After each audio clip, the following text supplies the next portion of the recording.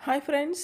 Already మీకు చెప్పాను కదా పసుపు దంచే కార్యక్రమం ఉందని. దానికి సంబంధించి బంతిపూలు తెచ్చుకున్నామండి. బంతిపూలన్నీ బాగా కుట్టేసి మాలల్లాగా కుట్టేసి బయట గుమ్మానికి, ఆ స్టెప్స్ దగ్గర, తర్వాత బ్యాక్ డ్రాప్ స్క్రీన్‌కి అన్నిటికి అలంకరణ కోసం ఇలా కుడుతున్నామన్నమాట. 2 కలర్లు తెచ్చుకున్నామండి. ఆరెంజ్, యెల్లో తెచ్చేసుకున్నాము. మిక్స్‌డ్ వేస్తే లుక్ బావుంటుంది. కలర్‌ఫుల్‌గా ఉంటుందనేసి అలా చేశాము.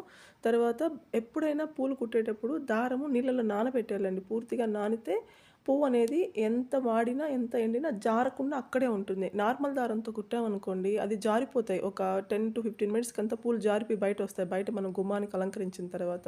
సో, అట్లా కాకుండా ఉండాలంటే ముందే దారాన్ని మనం నానబెట్టుకొని ఏసామనుకోండి, మనకి ఈజీగా పువ్వనేది జారదు. టైట్‌గా ఉంటుంది. ఎన్ని రోజులైనా అక్కడే ఉంటుంది. ఒక చిన్న టిప్ అండి. ఎవరికైనా తెలియకపోతే యూజ్ చేసుకోండి.